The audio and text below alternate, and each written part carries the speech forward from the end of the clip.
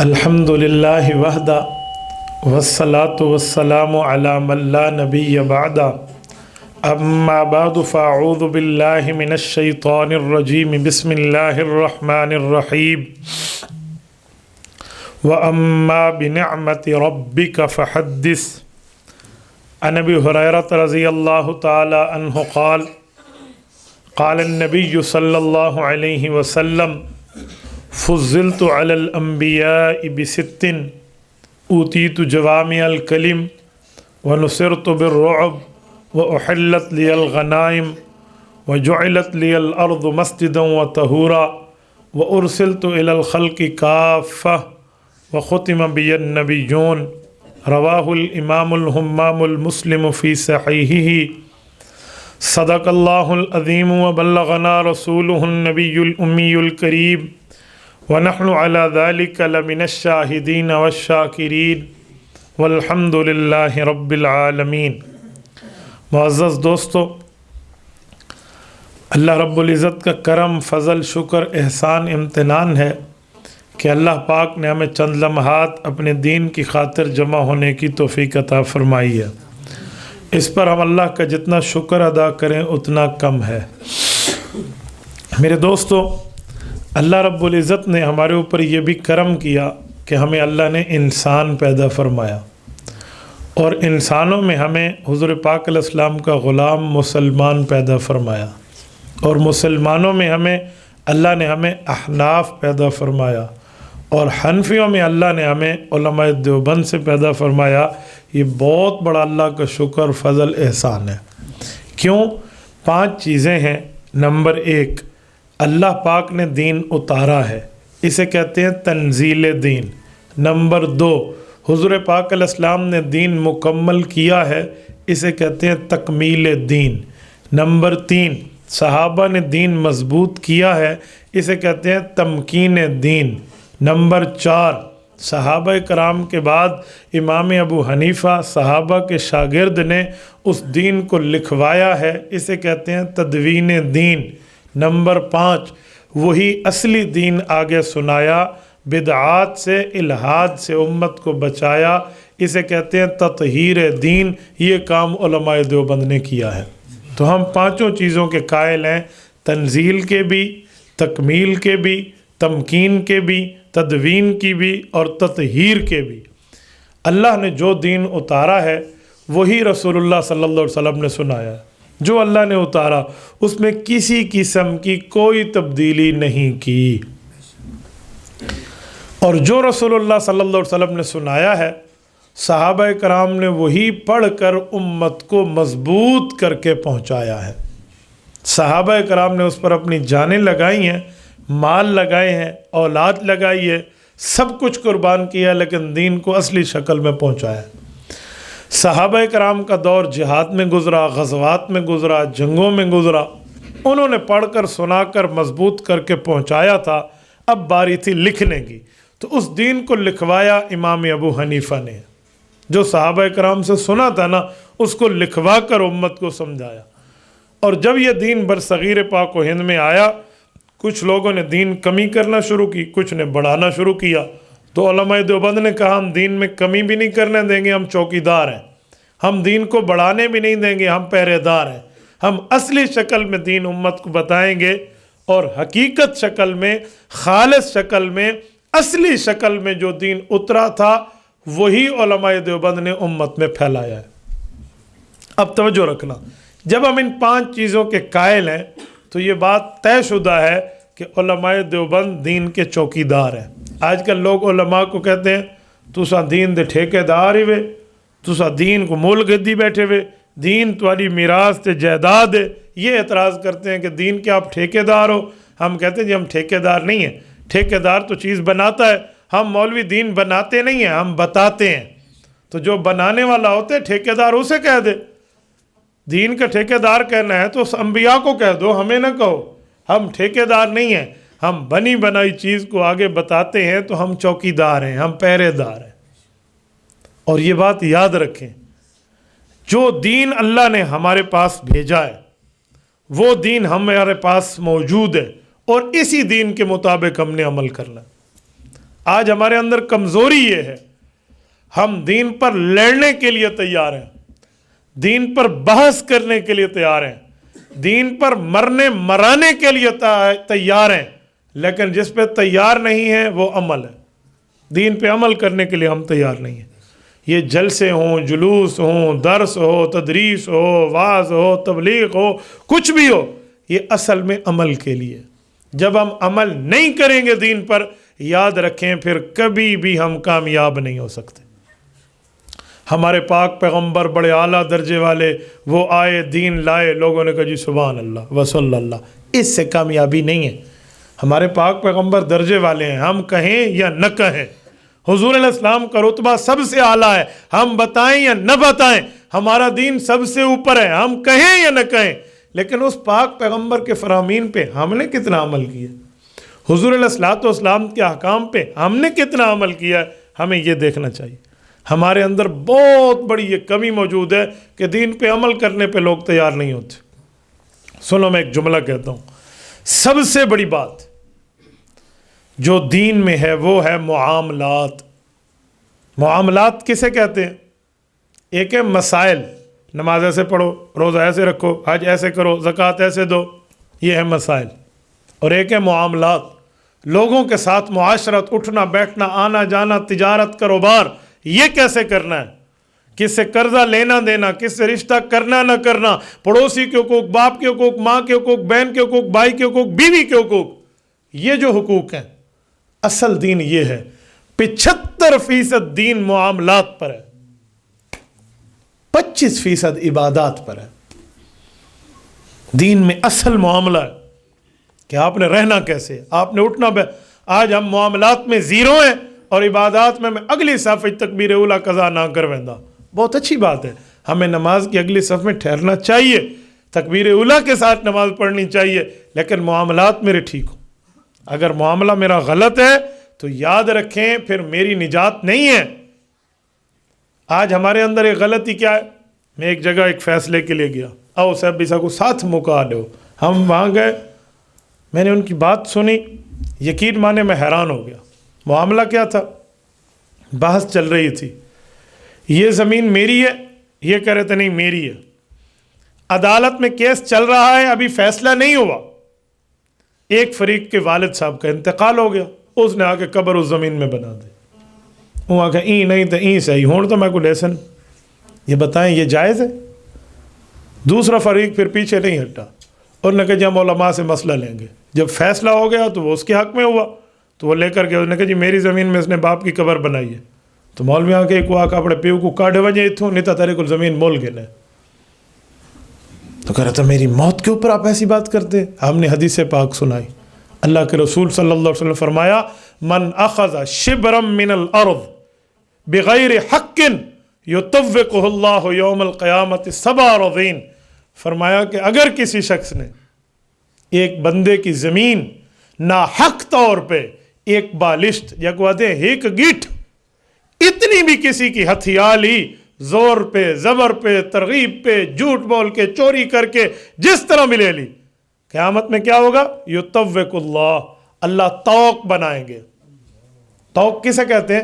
یعنی چارے پاسوں گاٹا گھٹا ہویا ہوتا ہے، یہ توق ہے، جس پر گردن بند ہوتی ہے، ہل نہیں سکتا۔ اور دیکھو نا وہ کیا آدھن جاندے ڈانت بدھیندن، دو ڈانت ویندے پہ اندر ہوتے گھتی ویندے ہوندن، پنجالی آدھن، ہاں کچھ نہ کچھ لفظ میں کوئی آدھن، وہ ہون ای کو توق آدھن، ان نشو دی انتے تھی سکتن تے ان تے ڈانت اتھے ہی کھڑوتا ہے، بھامے جو ہی کرو، ان کی گردن بند ہو جائے گی۔ کتنی زمینوں سے؟ ایک بالش سے نہیں، 7 اراضین، 7 زمینیں ان کا توق بنتا جائے گا، بنتا جائے گا، بنتا جائے گا، بنتا جائے گا، اور اس کے گلے میں ڈال دیا جائے گا۔ آپ مجھے بتائیں یہ حالت ہوگی۔ تو یہ معاملات ہیں، ہم ان معاملات میں زیرو ہیں، ہمیں معاملات میں کسی قسم کا کوئی احساس نہیں ہے، اور اگر کوئی بڑا آ بھی جائے نا معاملات والا تو وہ سمجھانے کے لیے، لوگوں کو ڈرانے کے لیے اللہ کا خوف تو بتاتا ہے، ترغیب نہیں دیتا۔ میں مثال دے رہا ہوں، اسا بالاں دی تربیت وڈے صوفی بڑھ ویندے، پتر ایویں نہ کر اللہ ناراض تھی سی، ایویں نہ کر اللہ نہ، آپ بھاویں جیڑا مکالا ملو، توجہ رکھنا۔ ایک بندہ اپنے بچے کو کہہ رہا ہے بیٹا ان مرغیوں کو نہ مار، اللہ عذاب دے گا تجھے۔ میرے بھائی یوں نہ سمجھا، یہ کوئی سمجھانے کا طریقہ؟ اپنے بچے کو اللہ سے نفرت میں مبتلا کر رہا ہے، وہ سمجھے سی اوے اللہ باپ بلا ہے مرے دی بھی میں کو کئی بلا، وہ کیا کہے گا بیچارہ؟ آپ اس کو یوں سمجھائیں، بیٹا میں تجھے تھپڑ ماروں تو مجھے تھپڑ مار، ہماری جان کو درد ہوتا ہے؟ وہ کہے گا جی ہوتا ہے۔ تو بیٹا ان کی جان کو بھی درد ہوتا ہے، نہ مارا کر۔ اور ہم نے، ہمارے پاک پیغمبر نے دوسرے کو درد دینے سے منع فرمایا ہے، اس کو سمجھ آ جائے گی۔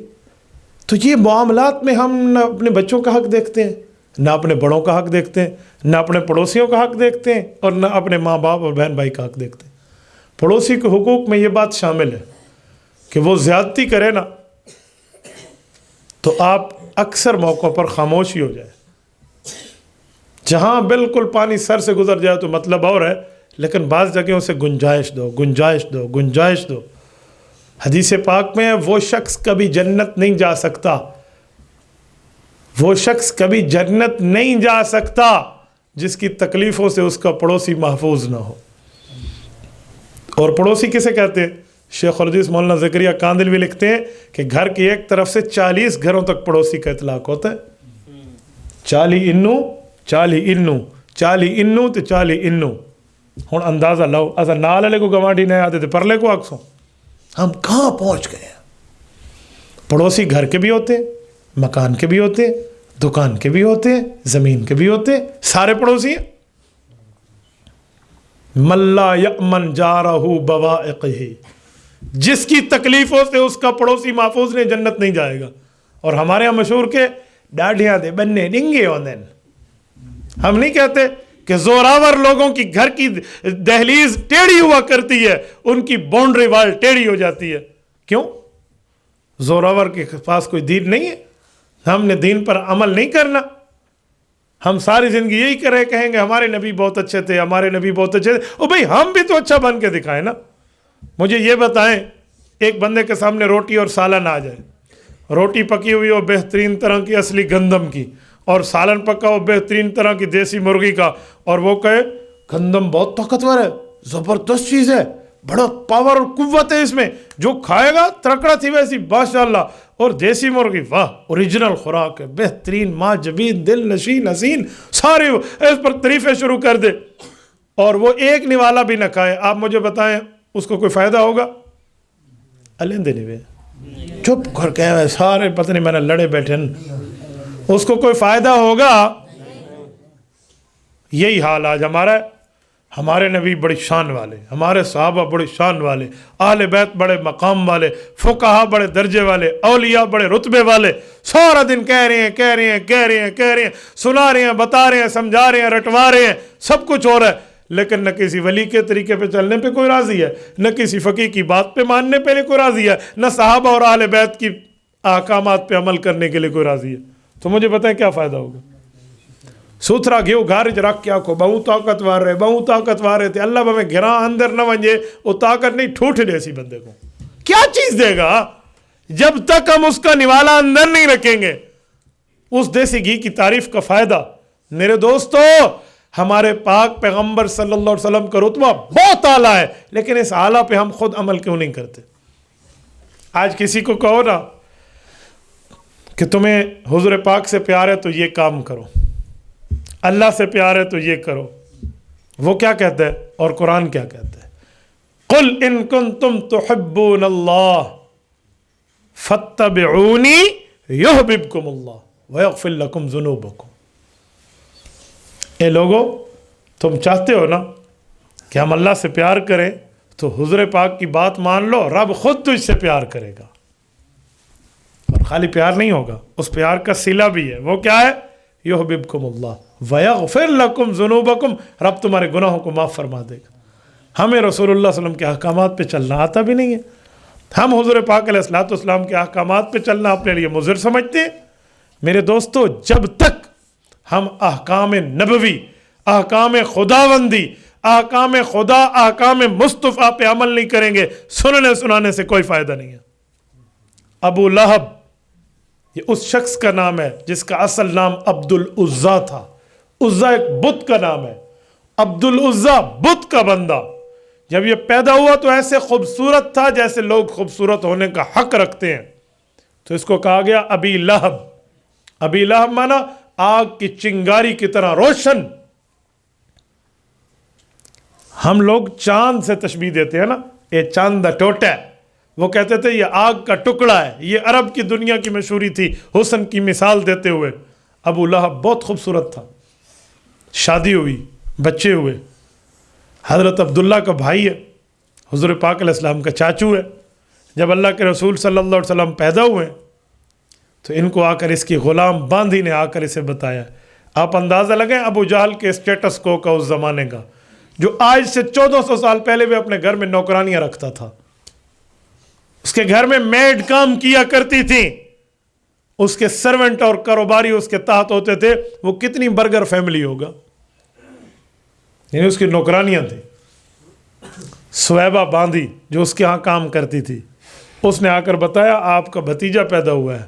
وہ جو بھائی آپ کے کچھ دنوں پہلے فوت ہوئے تھے نا، ان کے گھر میں اتنی خوشی ہوئی ابو لہب کو، واہ میرا یتیم بھتیجا پیدا ہوا۔ ابھی جا کر حضور کو دیکھا نہیں ہے، ابھی جا کر بھابھی سے پوچھا نہیں ہے، ابھی گھر پہنچا نہیں ہے، صرف کانوں میں پیغمبر اسلام صلی اللہ علیہ وسلم جو ان کے بھتیجے لگتے تھے، بطور بھتیجا ہونے اس کے کان میں خوشخبری گئی ہے۔ اس نے کہی اعتقتک، میں نے تجھے آزاد کر دیا۔ اس زمانے میں غلام اور باندھی آزاد کرنا کوئی مذاق نہیں ہوتا تھا۔ آج کے دور میں کسی کو اپنی لینڈ کروزر گفٹ کرنے کے مترادف تھا۔ کوئی اللہ بھمیں آج دے دور چاپڑی کھبڑا کار ہی کہیں کو نہیں دیتا تھا، لینڈ کروزر کہیں کو لے سی۔ لوگ سائیکل بھی کسی کو نہیں دیتے، بھامیں جرا ڈا جائیں تے پنچر تھیا کرتے نہیں صاحب میں ٹوری رکھ سائیں کو۔ اس زمانے میں کسی کو باندھی گفٹ کرنا، آزاد کرنا مذاق نہیں تھا۔ انہوں نے کہا جی آپ آزاد ہو، صرف اس خوشخبری پر آزاد ہو گئے۔ مجھے بتائیں جو اپنے بھتیجے کی پیدائش پر گویا ایک لینڈ کروزر گفٹ کر رہا ہے خوشخبری دینے والے کو، اس کو اپنے بھتیجے پر کتنی خوشی ہوگی؟ بولیے بولیے، ہوگی نہیں ہوگی؟ خوشی تھی۔ جب یہ گھر گیا ہوگا، اس نے جب چہرہ دیکھا ہوگا ایک حسین معجبین اس شخصیت کا جس جیسی کائنات میں کوئی نہیں ہے، اس نے وہاں کیا کیا نہیں کیا ہوگا، کیا کیا شادمانے اس کے دل میں نہیں بجے ہوں گے۔ تو اتنا کام کرنے والا بندہ آج کہاں ہے؟ کامیاب یا ناکام؟ قرآن کریم بتاتا ہے تبت یدا ابی لہب وتب، دونوں ہاتھ ٹوٹ گئے۔ ما اغنا عنہ مالہ وما کسب، نہ کمایا کام آیا نہ اپنی محنت کام آئی۔ وامرأتہ حمالۃ الحطب، ود فیملی جہنم بن گیا۔ وامرأتہ، بیوی سمیت، حمالۃ الحطب، جو لکڑیاں اٹھا رہی تھی۔ سیصلی نارا ذات لہب، اس جہنم میں جائے گا ذات لہب۔ یہ ابو لہب ہے، وہ ذات لہب، وہ اس طرح چنگاریوں والی ہوگی، بلیزنگ فائر، بھڑکتی آگ ہوگی۔ فی جیدہا حبل من مسد، خالی جہنمی نہیں ہوں گے، جہنم میں ان کو پھانسی دی جائے گی۔ حبل من فی جیدہا، جید کہتے ہیں گردن کو، گردن میں لسی لٹکا کر یوں ہینگنگ اسے لٹکایا جائے گا۔ کیوں؟ اس نے تو باندھیاں آزاد کی تھی، اس نے تو خوشخبریاں سنتے ہوئے شادمانے بجا ڈالے تھے، یہ تو بڑا نامی گرامی برگر فیملی سے ریلیٹڈ تھا، اور حضرت ہاشم کی اولاد بنو ہاشم میں ہے۔ وجہ کیا ہے؟ اس کو تو اپنے بھتیجے حضور پاک کی پیدائش پہ خوشی تھی۔ ایک ہی جواب ہے، خوشی تھی تو بطور بھتیجا، بطور خاندان، کہ ہمارے خاندان میں ایک نئی برتی ہو گئی ہے، گویا کہ یوں کہہ رہا تھا نا کہ ہمارا خاندان بڑھ گیا، اسی خاندانی عصبیت پہ خوشی تھی، قومی تعصب والا معاملہ تھا۔ لیکن جب اسی پاک بھتیجے نے اعلان نبوت کے ساتھ دعوت الی الحق دی، دعوت الی الدین دی، دعوت الی الاسلام دی، دعوت الی اللہ دی، اور دین کی بات سمجھائی، تو انکار بھی ابو جہل، ابو لہب نے کیا تھا۔ فیملی میں سب سے پہلے اس کے نیچے ہاتھ گئے تھے اور اس نے پتھر اٹھا کر دے مارا تھا۔ تبا لک یا محمد لہذا جماعتنا، یہ گستاخی کرتے ہوئے کہا تھا ہمیں یہی دین سکھانے کے لیے بلایا تھا۔ رب نے اس کے جواب میں سے ود فیملی جہنمی بنایا۔ پتہ چلا سرکار کے آنے پہ خوشی بھی تھی، سرکار کے آنے پہ اس نے شادمانے بجانے کا معاملہ کر کے باندی بھی آزاد کی تھی، لیکن یہ خوشی، یہ مسرت، یہ کیفیت، یہ معاملہ اسے بخشوا نہ سکا، اسے مغفرت دلا نہ سکا، اسے کامیاب بنا نہ سکا۔ وجہ اس نے حضور کے احکامات نہیں مانے تھے۔ اساں کوئی ہاشمیاں دے چاچے مامے لگ دے ہیں، ہم یہاں سے بیٹھ کے خود کو جنتی کہہ دیں، احکام پہ ہمارا کوئی عمل نہیں ہے، اسلام پہ ہمارا کوئی عمل نہیں ہے، دین پہ ہمارا کوئی عمل نہیں ہے۔ آج وہ حالت ہے جو حضرت جبرائیل نے اللہ کے رسول سے ایک بات پوچھی تھی، حضور نے جواب پہ جو بات کی تھی، آج قیامت کا وہی منظر قائم ہے۔ سنو، میں حدیث پاک پیش کر رہا ہوں،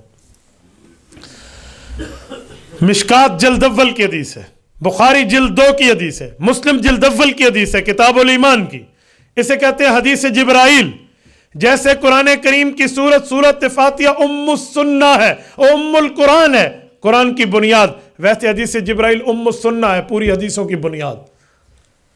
ان عمر بن الخطاب رضی اللہ تعالی عنہ، حضرت عمر بن خطاب رضی اللہ تعالی فرماتے ہیں، بینما نحن عند رسول اللہ صلی اللہ علیہ وسلم، ہم حضور کی خدمت میں تھے، اذ طلع علینا رجل، ایک شخص آیا، شدید و بیاض الثیاب، شدید و سواد الشعر، کپڑے بالکل سفید تھے، بال بالکل کالے تھے، ولا یعرف منا احد، ہم میں کوئی پہچانتا بھی نہیں تھا۔ جب اس کے کپڑے سفید اور بال بالکل سیاہ تھے، اس سے پتہ چلا مدینہ کا رہنے والا ہے نا، لیکن لا یعرف منا احد، ہم میں کوئی جانتا بھی نہیں تھا اسے۔ وہ آ کے بیٹھ گیا، حتیٰ جلس الی النبی صلی اللہ علیہ وسلم، حضور کے پاس آیا، فوضع رکبتیہ الی رکبتیہ، اپنی گھٹنوں کو حضور کے ساتھ ملایا، فوضع کفیہ الی فخذیہ، اپنے ہاتھوں کو حضور پاک کے گھٹنوں پہ رکھ کے لجاجت کے طور پہ، سوال کے طور پہ، پوچھنے کے طور پہ، التجا کے طور پہ عرض کرنے لگا، یا محمد اخبرنی عن الاسلام، اخبرنی عن الایمان، اخبرنی عن الاحسان، اخبرنی عن الساعہ۔ اس نے 4 سوال کیے۔ میں جو نقطہ دے رہا ہوں میں وہی بتا رہا ہوں۔ اسلام پوچھا، حضور علیہ السلام نے بتا دیا۔ ایمان پوچھا، اللہ کے رسول نے بتا دیا۔ اس نے احسان پوچھا، آپ علیہ السلام نے بتا دیا۔ آخر میں پوچھا، متی الساعہ، قیامت کب آئے گی؟ جواب کیا ہے؟ توجہ رکھنا، میں پوری حدیث نہیں، میں ایک نقطہ جو آج کے دور میں وہی دینے لگا ہوں۔ حضور علیہ السلام نے فرمایا، مل مسئول عنہا بعالم من السائل، جو قیامت کا منظر ہے نا، جتنا تجھے پتا ہے نا کہ اللہ جانتا ہے، اتنا مجھے پتا ہے اللہ جانتا ہے۔ انہوں نے کہا ان اماراتھا، ہاں یہ بات تو ٹھیک ہے، ایگزیکٹلی کون سا وقت ہوگا، متعین کون سا ٹائم ہوگا، واقعی وہ اللہ ہی جانتے ہیں، لیکن کچھ نشانیاں ایسی ہیں جو میں نہیں آپ جانتے، وہ نشانیاں تو بتا دیں۔ اخبرنی ان اماراتھا، فرمایا جی ہاں 2 نشانیاں۔ نمبر 1، ان تلد الامۃ ربتها، نمبر 2، وان ترى الحفاة العراة العالة رعاء الشاء يتطاولون في البنيان۔ 2 بات۔ نمبر 1، ان تلد الامۃ ربتها، لفظی ترجمہ ہے باندھی اپنے مالک کو جنے گی، با محاورہ ترجمہ ہے قیامت سے پہلے یہ منظر ہوگا کہ گھر کا مالک باپ نہیں بیٹا ہوگا، ماں نہیں بیٹی ہوگی۔ گھر میں باپ کی حیثیت نوکر جیسی، بیٹے کی حیثیت مالک جیسی ہوگی، اور ماں کی حیثیت نوکرانی جیسی، اور بیٹی کی حیثیت مالکن جیسی ہوگی۔ ان تلد الامۃ ربتها، یہ پہلی نشانی۔ نمبر 2، وان ترى الحفاة العراة العالة، ننگے بھوکے جن کے پاس کھانے پینے کو کچھ نہیں تھا، رعاء الشاء، بکریاں چراتے تھے، یتطاولون فی البنیان، شہروں میں آ کے عمارتیں بنائیں گے، کہیں گے تیری عمارت اونچی یا میری اونچی۔ یہ لفظی ترجمہ ہے۔ با محاورہ ترجمہ، دیہات میں رہتے ہوں گے اسٹیٹس اور ہوگا، شہر میں آئیں گے اسٹیٹس بدل کے اپنی قوم تبدیل کر لیں گے۔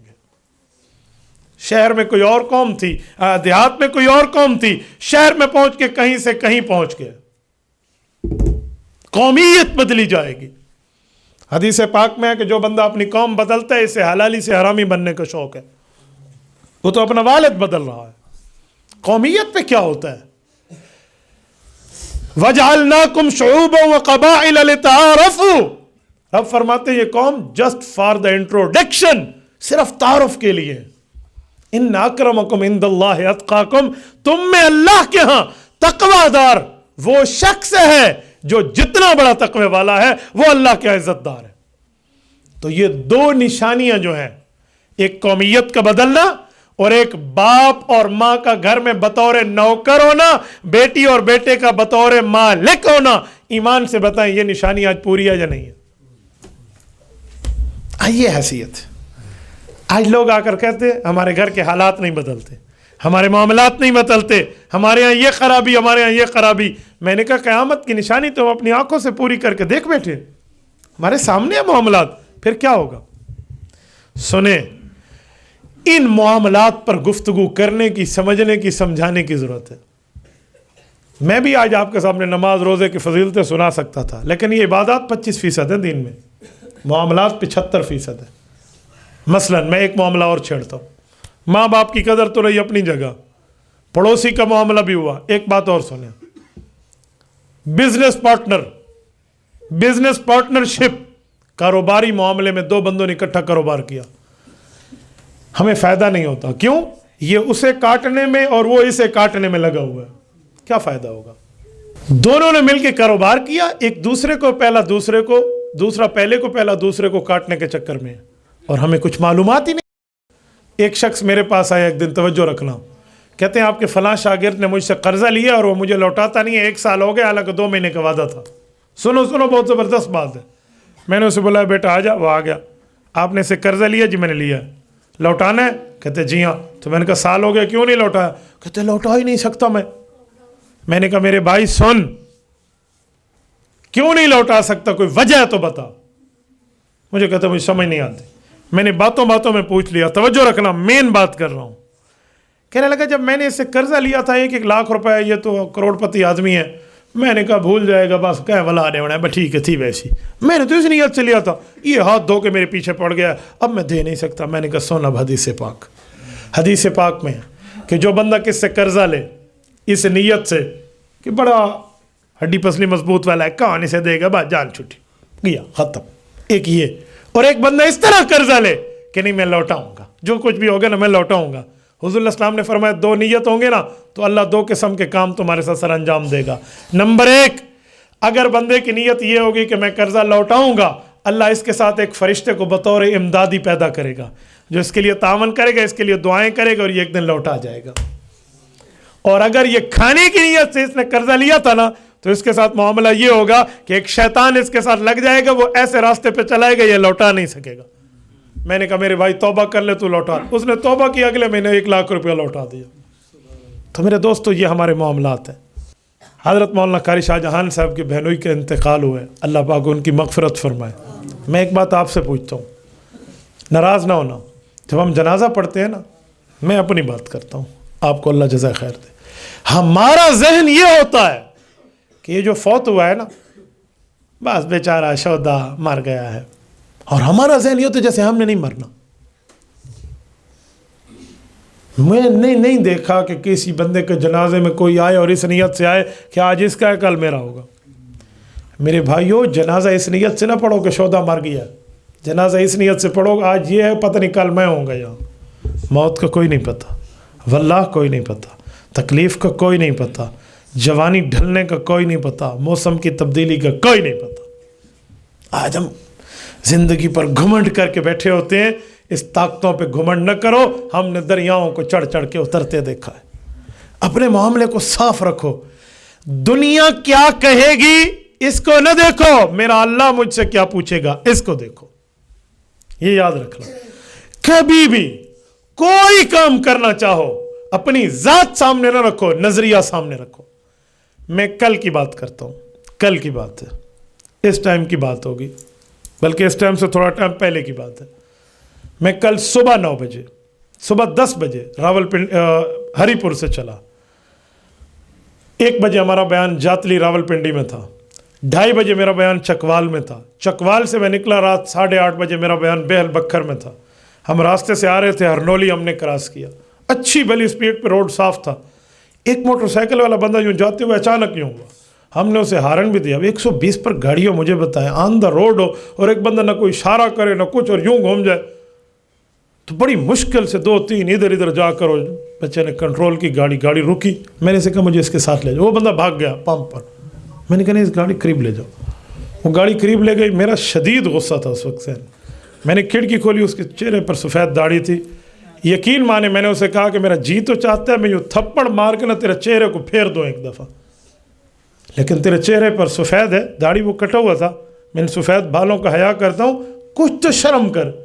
اپنی جان تو مروائے گا, لیکن جو پیچھے سواریوں والی گاڑی آ رہی, اس میں بچے ہوں, اس میں عورتیں ہوں, کوئی آ کر شیشے کے اسکرین سے لگے, کیا ہوگا؟ چلو ہم نے تو بیلٹ پہنی ہوئی ہے, یہ کوئی معاملات ہے, ہر بندے نے تو نہیں ہوتی. میں نے کہا جی مجھ سے غلطی ہوگی. میں نے اسے 2-4-5 باتیں سخت سنائی. جب میں گاڑی میں بیٹھا نکلا, مجھے بھائی ذوالقرنین کہتے ہیں جو ہماری گاڑی ڈرائیو کر رہے تھے, استاد جی آپ نے اس پر بہت غصہ کیا, اور میں نے اسے کہا ہے اور آپ کو بتاتا ہوں, یہ اللہ کا قرآن میرے ہاتھ میں ہے, رب العزت جانتے ہیں, میں نے اپنی ذات کے لیے نہیں کیا. کیا ہرنولی اور کیا ضلع میاں والی, میں تو اسے نہیں جانتا, نہ وہ مجھے جانتا ہے بندہ کون تھا. میں نے صرف اللہ کو حاضر ناظر رکھ کے اپنے دل کی کیفیت کو ٹٹول کے دیکھا. جزاک اللہ. دل کو ٹٹول کے دیکھا کہ جو کام میں کر رہا ہوں اس سے میرا اللہ راضی ہوگا یا ناراض ہوگا. تو جب میں نے یہ بات کر لی نا, پھر مجھے سکون ملا کہ میں نے اللہ کی رضا کے لیے کیا, اپنی ذات کے لیے نہیں کیا. تو ہمیں بھی اللہ کی رضا کے لیے کرنا چاہیے, اپنی ذات کے معاملات سے بچنا چاہیے. جزاکم اللہ تعالی. وآخر دعوانا الحمد للہ رب